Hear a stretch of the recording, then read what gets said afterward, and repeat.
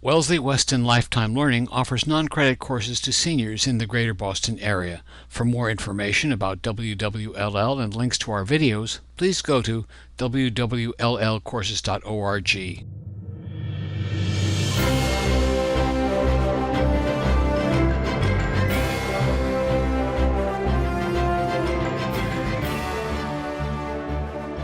So welcome everybody to the last in this series of American Issues.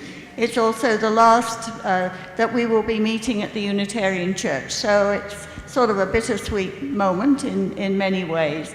But we're looking forward to being at the community center starting in September, and we do have a full and interesting schedule for you. And today is no exception. We're going to Africa, to Zambia in particular, and that's the former Northern Rhodesia. And we're going to learn about a very amazing and very successful educational experience that Peter and Helen have been part of. So Helen, I think many of you know, because she has been active with lifelong learning, both as a literature teacher. What you may not know is that she's the one who does the main part of the work for putting the brochure together. So she doesn't always get the credit that she might do for that very successful publication. Very good. Thank you, Helen. She's an educator by profession. She has taught in many different countries. Actually, they are listed, or some of them are listed in the brochure, so I'm not going to spend time enumerating them now. Peter, you may not have met before. He's a former architect, and for many years he has been very active either in organizations such as the United Nations Association. He describes himself as a global citizen. He's also founded a number of organizations which are to do with global outreach, the environment, particularly, is it Green Newton, was a founder and current president or director and president of that organization. So he has made a lot of change. He's interested in education, he's interested in communities, he's interested in the environment, and he has translated those interests into action. And what they are going to tell us about today, and it's an amazing story if you've looked at the handout, and I hope you'll have time to read it properly later on, about what they have done with Communities Without Borders, which is sort of like Doctors Without Borders, in education in Zambia. So a great pleasure to introduce Helen and Peter Smith.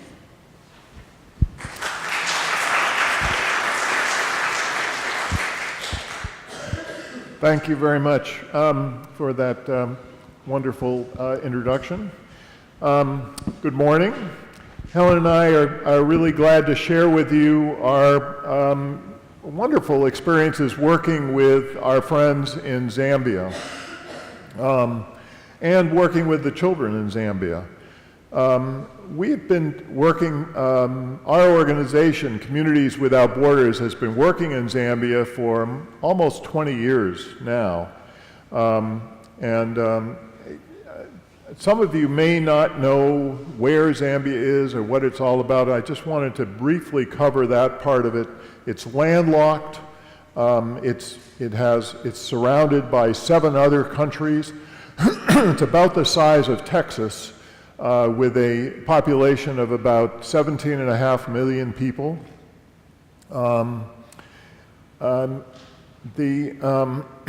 It was established when the United Kingdom relinquished its colony, Northern Rhodesia, in 1964. And Kenneth Kaunda, the first president of the new democracy of Zambia, campaigned on the motto, "One nation, one people." The idea had the effect of reducing tribal conflict, and it's seen by the people in Zambia as the reason why it's a very peaceful country. Many African countries have marauding militias that roam around burning and pillaging and doing terrible things. But in Zambia, it's been a very peaceful country, which means that for us, going to Zambia every year, and bringing high school students and college students, it's a really great place to visit, and work with the people there. The national language is English, but many of the poor people really speak the local language only and have never learned English. It is always impossible, and it always seems impossible until it is done. This statement comes from Nelson Mandela, former president of South Africa, who worked to eliminate apartheid. Now, one of the things that I want to do is to find out more about you who are listening to us, so it'll help us to understand both what to say and who's listening. How many of you have ever been to a country, one of the 54, 55 countries in Africa? Several. Great. Terrific. How many of you have ever worked with impoverished people anywhere in the world? Several hands. Terrific. How many of you ever work with people who don't speak English? Hands. Great. All right. Well, we have quite a lot of you who already understand the challenges that we've been involved with over the last 20 years, working with people who, many of whom don't speak English, most of whom come from extremely impoverished communities, and therefore are challenged. And as I say, because of my work with the United Nations, they're really part of the cohort of people who are going to benefit and have benefited already from the Millennium Goals of the United Nations and now the Sustainable Development Goals of the United Nations. So many challenges we all face in life relate to Mandela's statement, "It always seems impossible until it is done." And when my friend Dr. Richard Bale returned from working in Zambia with an idea of supporting the 700,000 AIDS orphans and additional vulnerable children to go to school, who could not afford to pay for books, uniforms, shoes, and food, that really seemed impossible. Helen and I had never been to Africa. However, the organization that Dr. Bale and I began in 2000 started the first year by supporting just six students. Now, 20 years later, we have supported more than 6,000 students going to school. So we're making a start on all the others. I should say that, frankly, there are quite a few groups such as ours who are also working toward this same goal. So we're not alone in trying to make a difference in Zambia. So we also, you should know, we help them not just to primary school, but to go on to secondary school, and in a few cases, going on to university education, as well as to become leaders in their country. As you can imagine, since we started 20 years ago, some of these students who were 5 to 10 years old when we first started with us are now working and contributing to the country.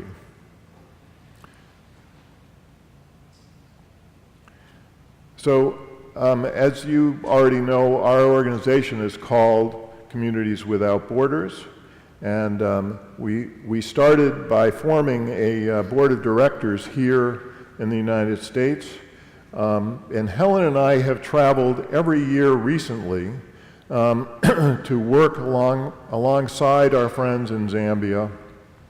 We aim to increase the numbers of children from the poorest communities to go to school. They have really no hope of escaping poverty without education. And that's why education is always seen by the United Nations and by other groups as really the sole hope of breaking out of poverty for people. People we work with in Zambia are friendly and appreciate our work, but we also learn from them all the time. And that's why we title this talk Connecting Cultures, because the service volunteers that we've been bringing over in summer trips every year are really learning as much, if not more, than what the people that we're going over to work with are learning. And we'll talk some more about that and how that works a little bit further in this talk. CWB asks our friends in Zambia what their priorities are for education and other goals, and we really follow their lead. We have a strong, smart board of directors in Zambia and a full-time manager there. We're all volunteers here in the United States, and our board in Zambia are volunteers, and so the only employee that we have is this full-time manager who is able to stay there and be in contact. And she's a former teacher herself, so she really understands the benefit of education to these children. All the funds we receive from our generous donors here in the United States are sent to our bank accounts in Zambia. One of our Zambia board members is a former banker and became our treasurer.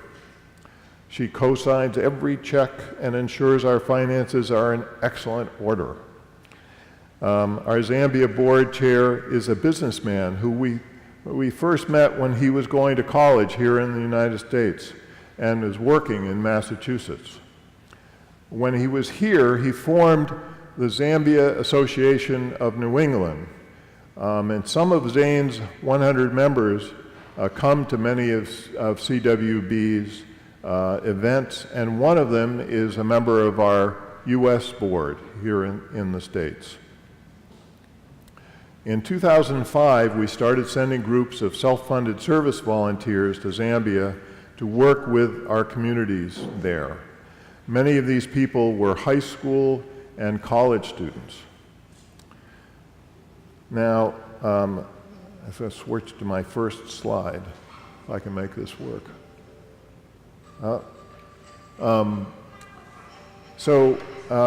Kofi Annan, United Nations Secretary General from 1997 to 2006 from Ghana, Africa, and Nobel Peace Prize laureate, spoke about human rights of poverty. He said, "Whenever we lift someone from a life of poverty, we are defending human rights. And whenever we fail in this mission, we are failing human rights." At the 70th anniversary conference at Harvard, their statement noted, "A key idea behind human rights is the power that be used in ways that protect and advance basic human interests, especially those of the most vulnerable. and that there is a global responsibility to make sure of this. And of course, we're working with the most vulnerable people in Zambia. Ban Ki-moon, Kofi Annan's successor from 2007 to 2016, said in a statement, "We must not fail the billions who look to the international community to fulfill the promise of the Millennium Declaration for a Better World."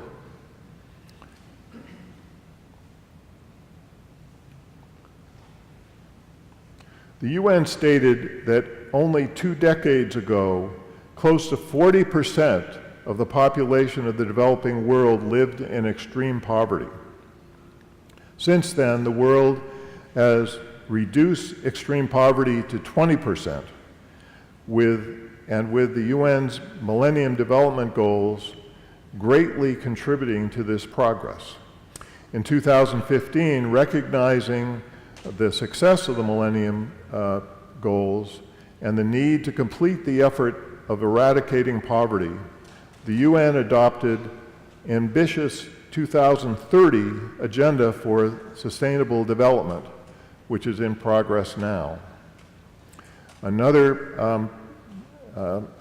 perspective on human rights is shown in a poem that was written by a man named Rodney Lowe, who worked for Fidelity here in Boston.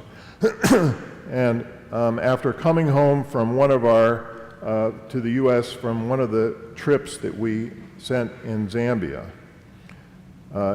he had taken this 16,000-mile round service trip with CWB, and we've been really impressed with the impact of this poem that he wrote. I'm only going to read a few of a little bit of the poem, as it's quite long. But very often what we do with our travelers is they come back, we ask them to write something about their experience, and this is what he wrote. "I'm back with recycling, trash, and more. Meanwhile, plastic bags blow over fields again on each side of Great East Road. I'm back, complaining about weather. Meanwhile, in each Lusaka street, rains fall and cholera looms again. I'm back with happy, loving families. Meanwhile, in Kayama households, uncles rape a virgin niece again. I'm back where boys laugh and shout and sing. Meanwhile, along the Cairo road, some pretty girls sell themselves again. I'm back where boys laugh and shout and sing. I'm back and taking church collections. Meanwhile, hungry children starve to death again, even in Gombe. I'm back eating burgers, bread, and fries. Meanwhile, in Garden Township, a woman's strength feeds the kids again. I'm back watching TV and movies. Meanwhile, youthful actors teach their peers again around Mutenderi. I'm back grumbling and complaining. Meanwhile, kids laugh, women dance, everyone smiles all across Zambia. I'm back here now. Meanwhile, over there, the Office of UN High Commissioner on Human Rights noted that economic deprivation, lack of income, is a standard feature of most definitions of poverty. But this in itself does not take into account the myriad of social, cultural, and political aspects of the phenomenon. Poverty is not only deprivation of economic or material resources, but a violation of human dignity too. Indeed, no social phenomenon is as comprehensive in its assault on human rights as poverty. Poverty erodes or nullifies economic and social rights, such as the right to health, adequate housing, food and safe water, and the right to education. The same is true of civil and political rights, such as the right to a fair trial, political participation, and security of the person. This fundamental recognition is reshaping the international community's approach to the next generation of poverty reduction initiatives.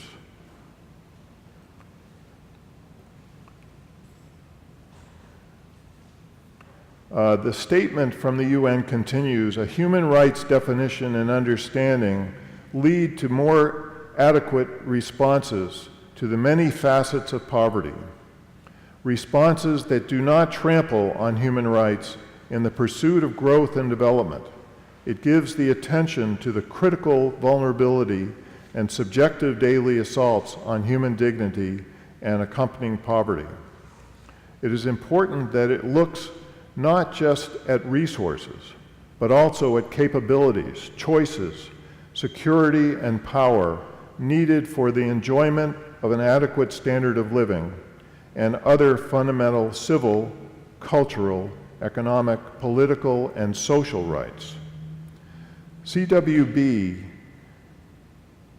envisions change and works toward all of these objectives.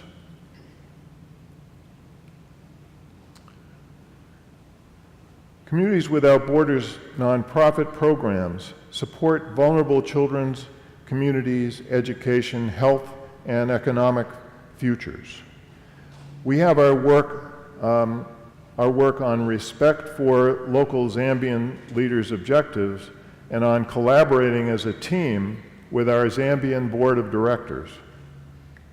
Our U.S. service volunteers of professionals and high school and college students assist with health screenings, teach and make friends with the children, their teachers and caretakers, and work with Zambian community members on projects. Projects include building library shelves, constructing buildings, painting schools. Some of our volunteers bring musical instruments and share their love of music with their new Zambian friends and learn about local Zambian music. Our Healthy Learners program is important. Children with whom Communities Without Borders works live in Zambia's extreme poverty compounds and often have a meal only every other day. Communities Without Borders provide meals at school to ensure the children can concentrate on learning. We also provide health screenings for each child. Despite long periods of peace and stability, Zambia, in a landlocked country, has been severely affected by climate change. Most farmers rely on rain to grow their crops. According to Concern Worldwide, in Zambia, it's the 5th hungriest country of the world.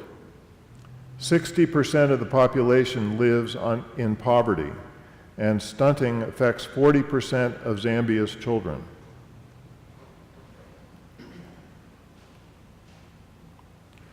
One story to share is about Julia. One of our high school volunteers, she traveled to Zambia with Communities Without Borders. She told of one child who could not go to school. This is a picture of Junior. She said, kids crouch for hours outside deteriorating school courtyard walls, peeking through the holes. We played with school children after teaching classes. All the children want to do is learn. Some girls and boys even called out the answers to questions we were asking the school children through the holes in the walls. I saw a boy sitting, watching, pointing, wanting to play. I sat down on the other side of the hole and asked his name. Junior, he said. I told him mine and we shook hands. During the rest of playtime, we determined that his shirt was blue, his shorts were yellow, and my fleece was green, and that we both had 5 fingers on each hand, 2 arms, 2 legs, 2 eyes, 2 ears, a nose, and a mouth. So this is her way of teaching English to this young boy. Part of me was afraid I wouldn't be able to make a difference in Zambia. I found that I was able to make a difference in small ways for a boy like Junior. So what we find is that especially our high school students come back transformed by the experience of these trips. One young woman told me that she came back home, she sat on her bed and she looked at her 6 matching pairs of shoes and high school outfits, and she had just made really good friends with a young girl her age in Zambia who had no shoes and had just one set of clothes to wear all year. And she said, there's really something wrong with this picture. And most of our high school students go on to really shift their whole perspective and focus in college and beyond on helping professions.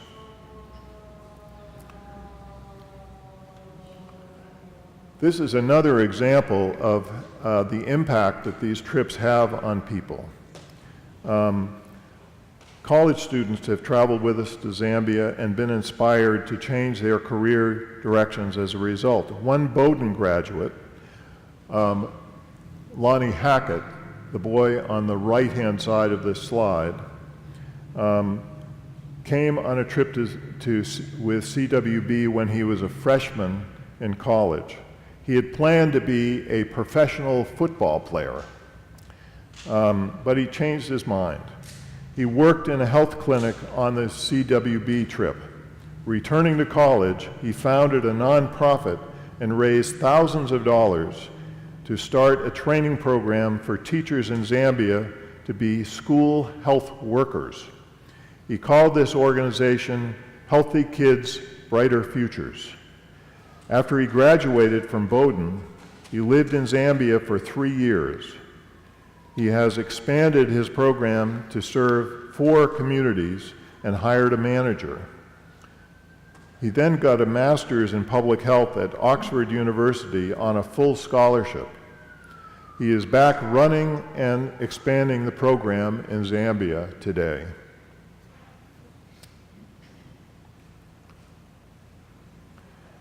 Our latest efforts are to focus on a school and build that one school into a model of excellence. Helen, as you've heard, is a high school English teacher and journalism teacher, and has encouraged 5 of her colleagues earlier to travel with CWB as service volunteers in 2008. Subsequently, she and I have traveled to Zambia every year together. Let's hear about her experience.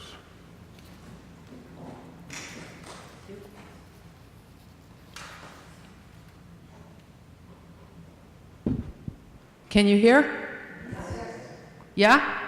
Cool, okay. So, as Peter said, Nelson Mandela once said, "It always seems impossible until it is done." He was in prison, not Peter, Mandela, was in prison for more than 27 years. He was president of South Africa from 1994 to 99, and he and his government focused on destroying apartheid. In 1993, he and his predecessor as president, F.W. de Klerk, shared the Nobel Peace Prize. And in 1994, Mandela became the first president of South Africa. After he left office, he focused on support for people with AIDS. He lived to be 95, and he died at his home December 3rd, 2013. Needless to say, he is a great hero to people challenged with the long, difficult living conditions in Zambia. His words certainly ring true to the teachers and students that I've worked with there. So working together, I usually work with 4 or 5 teachers who get paid practically nothing and are pretty often struggling to improve their English and to complete their own educations. I basically start by showing them magazines I have done with teachers in Zambia. I tell them that I come from Newton, Massachusetts. It's a small city right near Boston, north of New York City in the USA. Some of them have never heard of New York City, so we start over. They definitely have never heard of Boston. I also tell them that I worked for 35 years teaching journalism and helping students put out a weekly newscast in a bi-weekly newspaper at Newton North, where I also taught English. I love showing them front pages. One of my favorite front pages to show them is this one. They don't know what it is. They have no clue what it is. They have never seen snow in their lives. And to see these girls, why are they standing that way? Because they're in a snowball fight, that's why. And they think that's really weird. And then I show them this. And it's got red and green, which means Christmas. And it also has a snowman on it. What's a snowman? And I explain how to make a snowman. So that's interesting for them, I hope. Then, in addition, I show them some other kinds of publications that I've done. But then I also tell them that I've worked for the past few years at Boston University and that I've been lately teaching literature in programs for adults, like hell. In any case, then I give them out, I show them the magazines, some of the magazines that I have done. This one I did at Boafuano. Peter took the pictures, but you can see the classroom, which is pitch dark, and the kids are all sitting on the floor. And I show them Living Hope magazine here, and if you can see there are those black squares in the middle. It's broken windows, and behind the one on the bottom was my classroom in there. And so that's kind of amazing. But anyway, then I tell them, I give out pens and paper, because they don't have pens or paper. So I give out pens and papers to the teachers and ask them to please write about one experience they think could only have happened to them because they teach at this school. And after I collect the work, I explain the plan for the next few days. I tell them who our audience is going to be, supporters for Sekalela, including individuals and funding agencies, students and teachers in Zambia, along with the general public. So I tell them, one important part of our work is to make friends for the school. I tell them one way to reach teachers and readers and students is with specifics. And then I have them list different ideas. And I tell them about a whole set of concepts that you've probably already heard of called the news values. Who's heard of the news values? Okay, I'll explain what they are. They are timeliness, locality, conflict, prominence, human interest. I stop here and I get them to tell some examples of stories with poignancy and individuals triumphing over adversity that they themselves have experienced. Then we get to more news values, the unusual, consequence, that's events that have far-reaching effects, humor, and animals and small children. And we look at examples of newspapers from Lusaka, and we find examples of news values in operation. Then the next time we meet, we work on anecdotes based on the mission statement. And you can see the mission statement right in the magazine yourselves. And then I tell them about feature writing, and we can use the statement that's on page 2 of the handout that you've got. Sekalela Community School was established in 1998. It's been in existence for 17 years, and so on.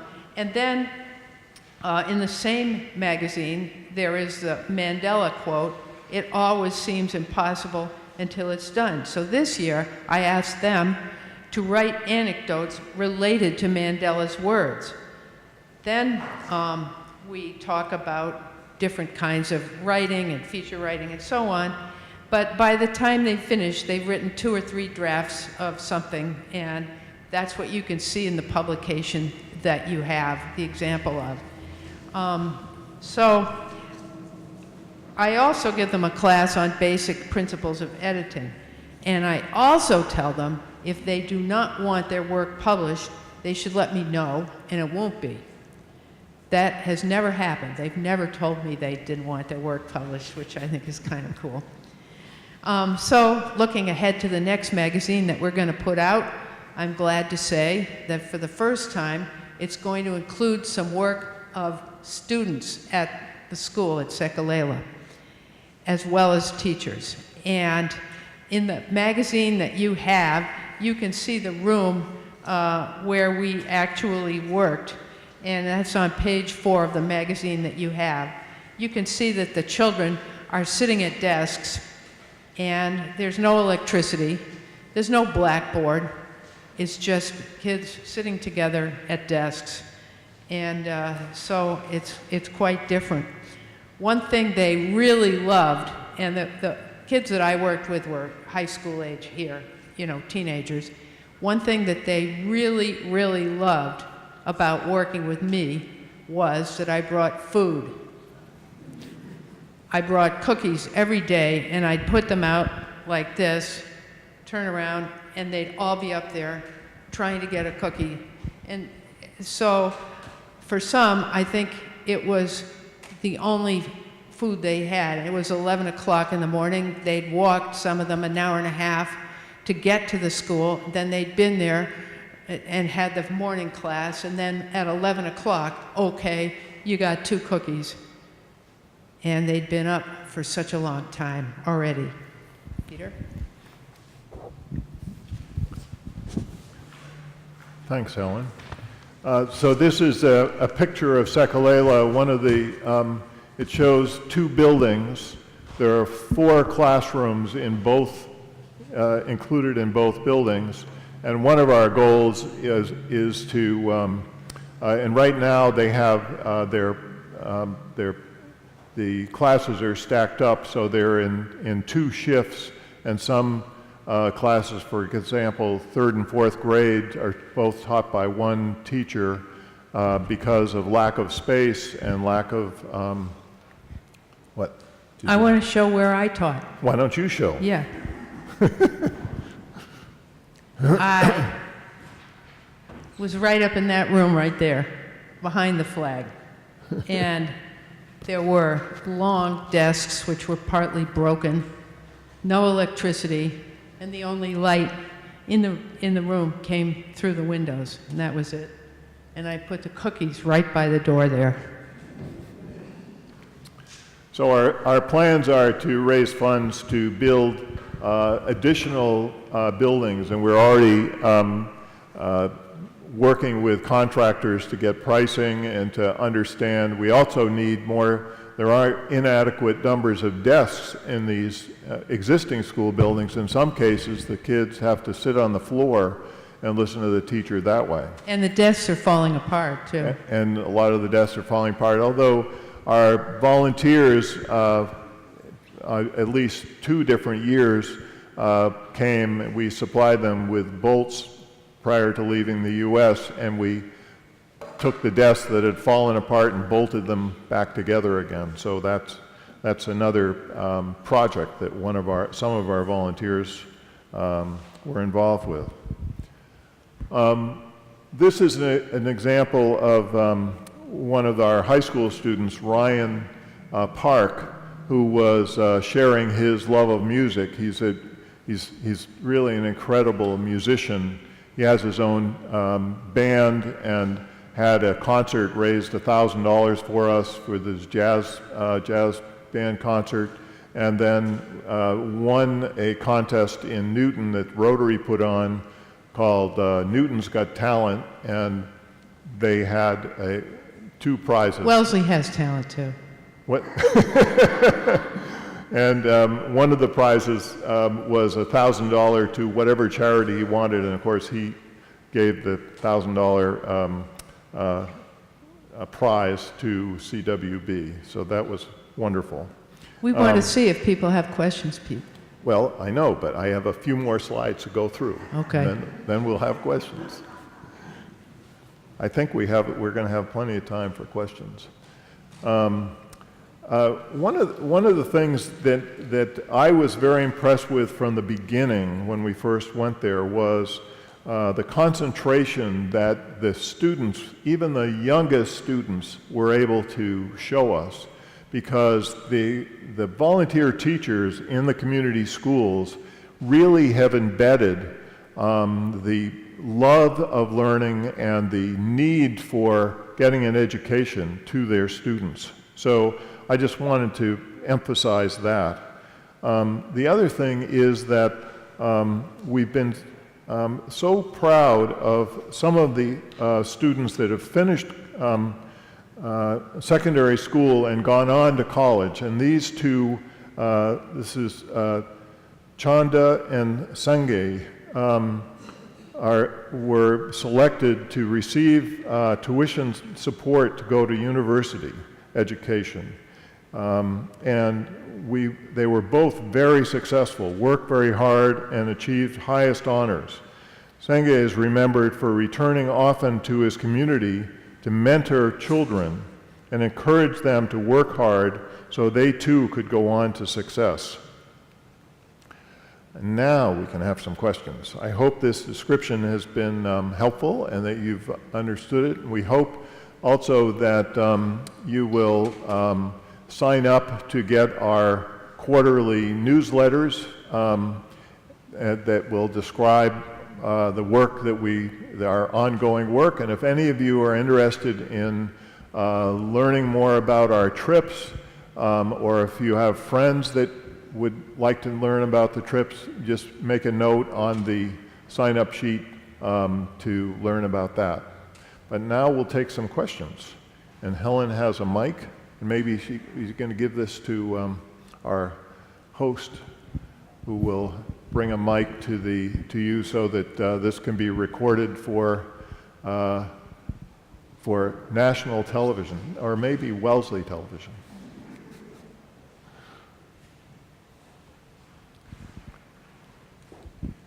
You've mentioned something about the UN.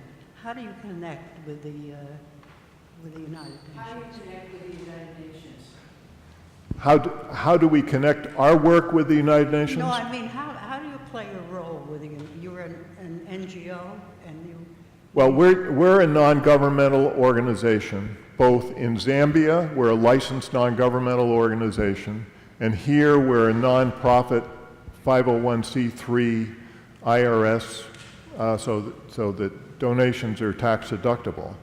But my relationship to the United Nations is in many areas. One is I was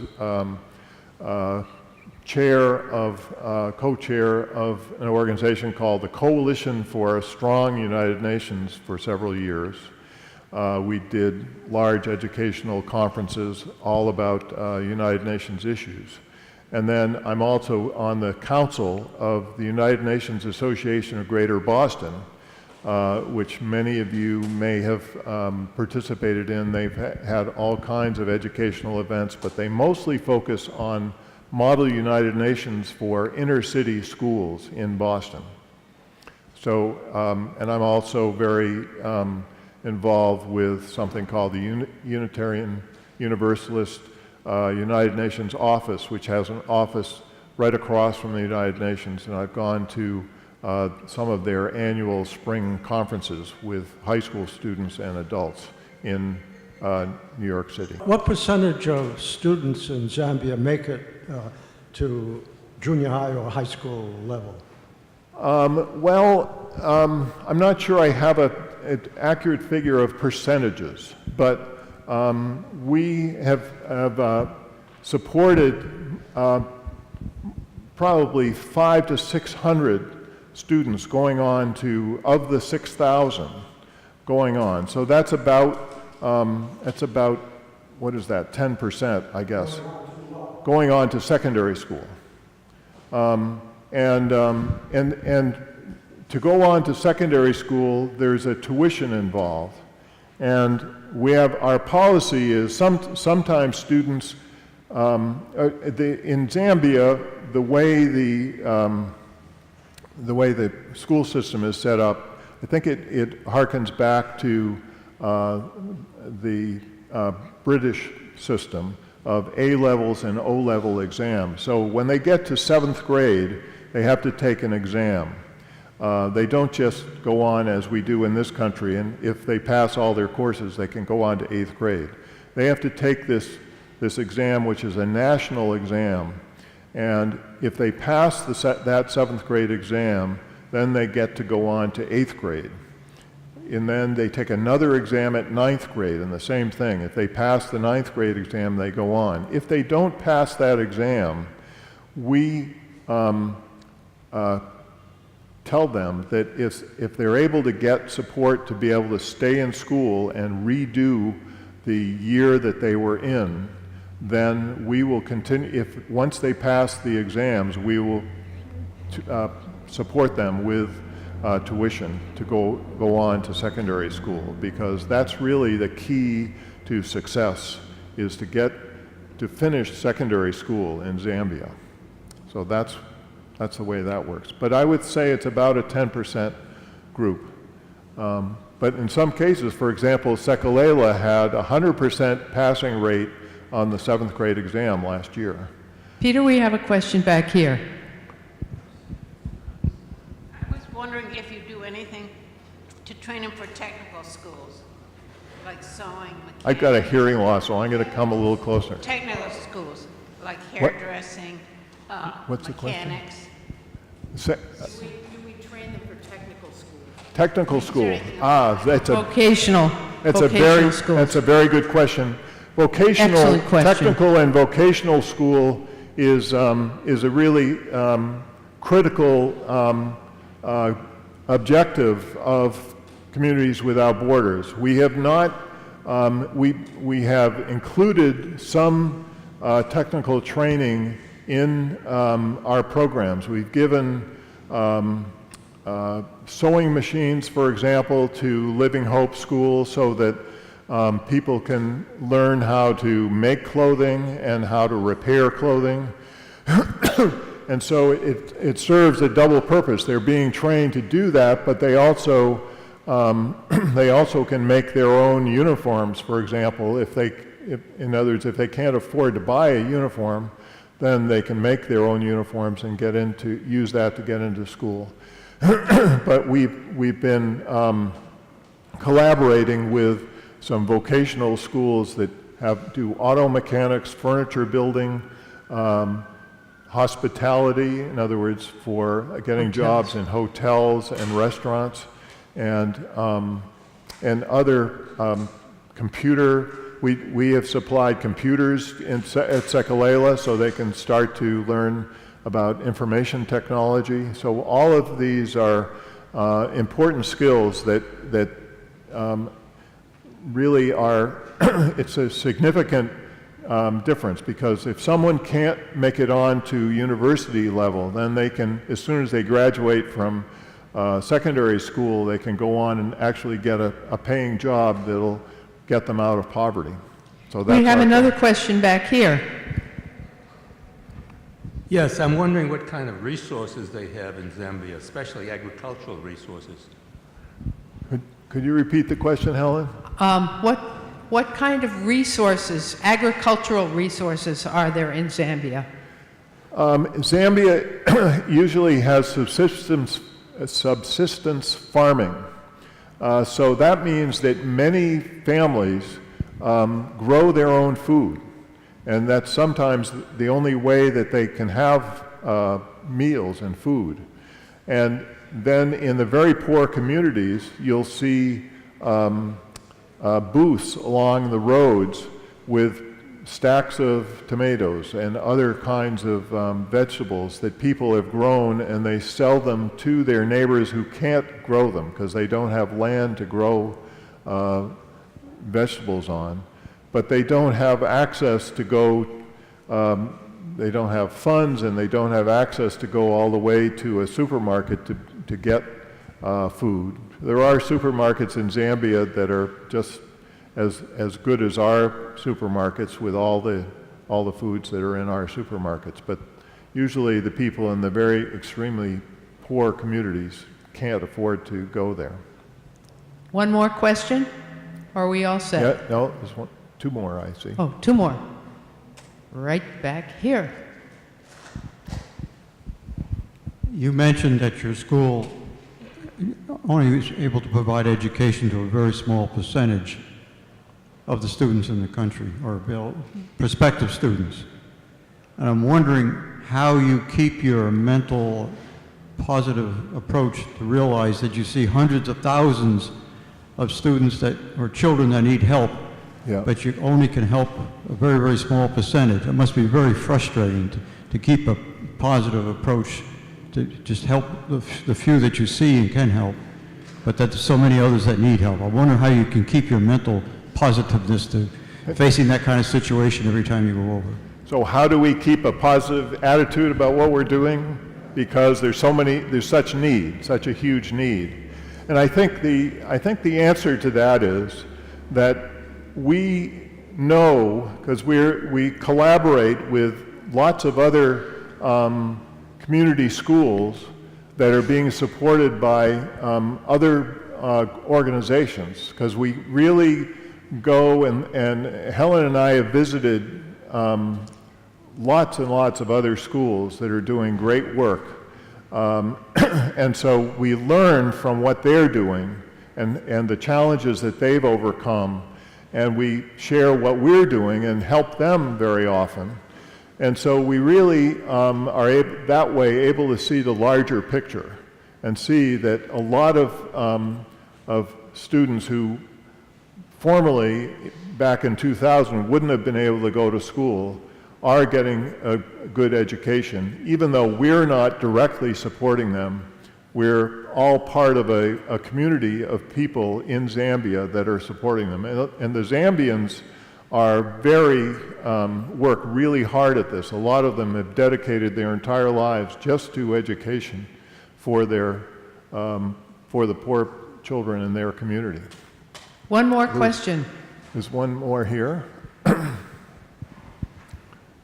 And Helen and I will be here after this. Helen has to teach, but I don't know how soon she has to teach. What kind of assistance comes from the government there and for similar kinds of programs, and do you work with them in some way? With the government, yeah. We have met with the Ministry of Education almost every year to talk to them about what they're doing. One of the latest meetings, most recent meetings that we've had is with a new department, a brand new department at the Ministry of Education on early childhood education. Some of you may have heard of early childhood education, which means nursery school. Well, it means kindergarten, ages 3 through 5, and in some areas, and in a way, in the United States, it's a fairly new area of education, but a child's brain is learning so much more in those ages that it's seen as really a crucial time to do the right things, to educate these children in the right way. So Zambia understands that, and they have now a whole separate department in the Ministry of Education. And we met with them and we talked to them about some ideas that we had learned by studying early childhood education in this country, about having young people learning about early childhood education and having basically nursery schools, but nursery schools with a difference, surrounding a core with a more experienced trainer of early childhood educators in a community. And so we're hoping to implement a program like that in the future around Sekalela, around the Sekalela schools. Well, thank you so much. I think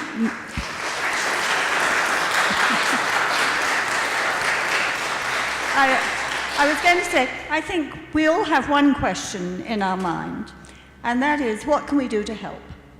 So I hope you will allow us to keep in touch with you, and any suggestions that we come for spreading the word or raising funds or whatever you want. I'm sure there are people who would just be delighted. Any of you who have... We'll let you know. Thank you. No. I can tell you one thing right now, that if you know of any other places where we can go to speak about our experience, any religious organizations or any businesses or anybody who would like to hear more about our programs, we would love to come at no cost to speak to your group. So you can spread the word about us, and we're glad to travel some distance to talk to people about what we do and to share our experiences with you. So thank you very much for having us today.